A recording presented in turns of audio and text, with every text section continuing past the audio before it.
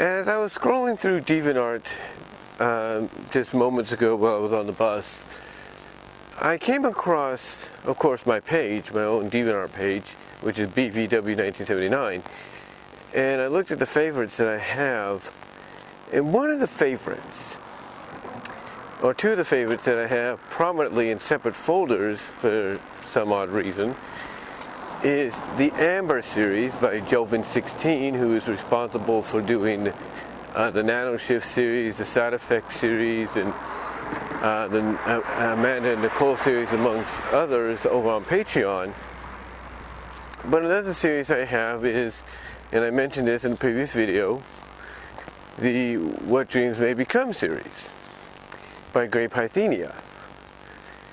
And looking back on that, first of all, I know Grapehyacinth has been off doing different things as we speak. She's been off doing her own thing. You know, she has a book series and all that. And, you know, she obviously hasn't had time to finish up What Dreams May Become, but eventually she will. But when I look at this series, when I look at it, I look at a good example of a series, and I've mentioned this before many times with others, of how creative, how far your creativity can go if given the opportunity to just be let loose.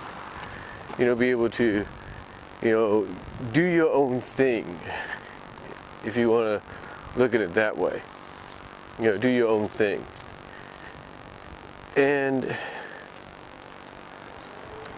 when I get down to it with this series, one thing I do like about it, hold on for a sec. Sorry if you heard something on the mic. I was just had an itch. I just had to scratch my chest for a little bit of an itch. But anyway,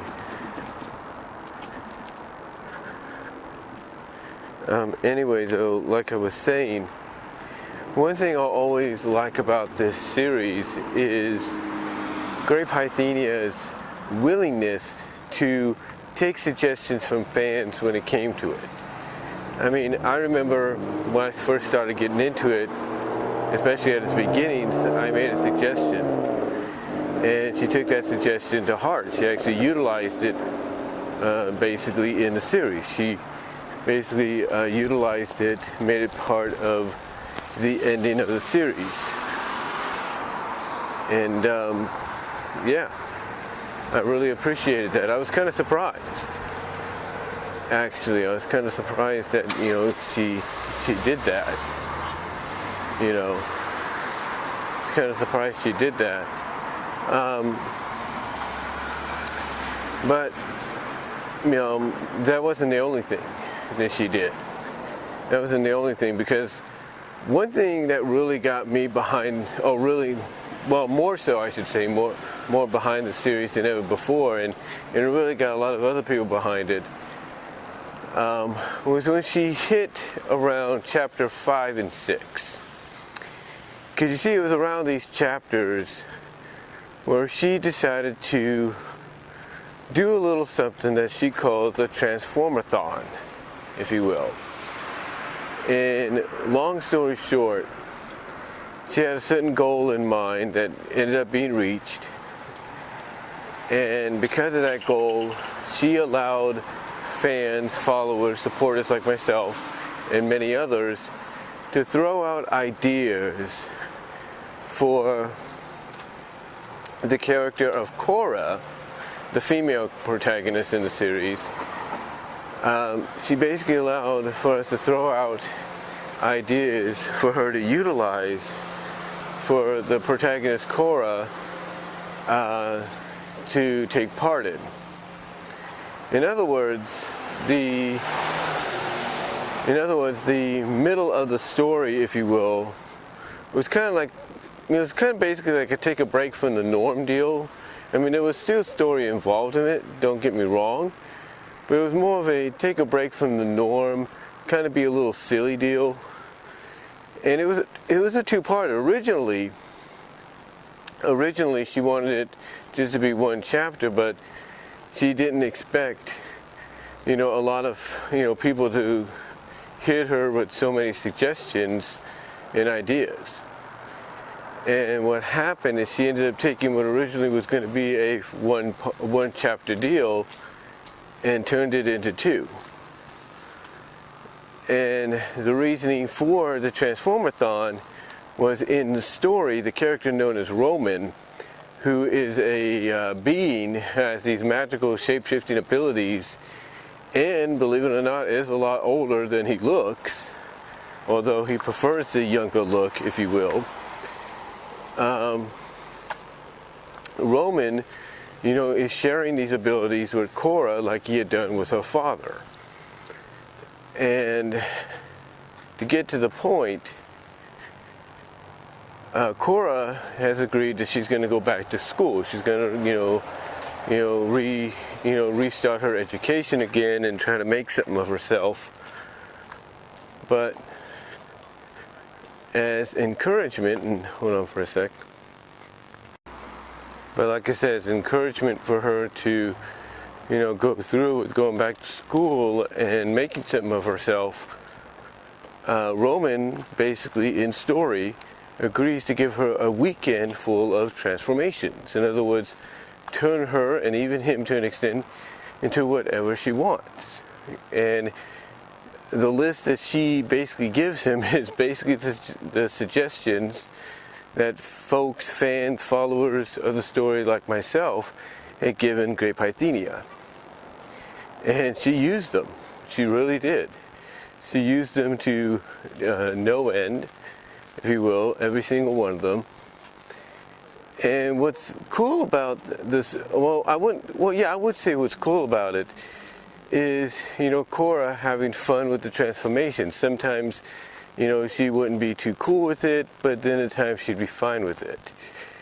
And what's funny is you have Cora, getting so much into these transformations that she's taking part in, that there are times where she just wants to, be like that for a while, or just be like that for the rest of her life, because it's so tempting. Like one of the suggestions I made for her character in the Transformation-thon was to become a house. And that's what happened in the story. Roman basically turned her into a house, hinted at the fact that he had done it before in some way, maybe even did it to himself. But yeah, he turned it into a house, and there was a line.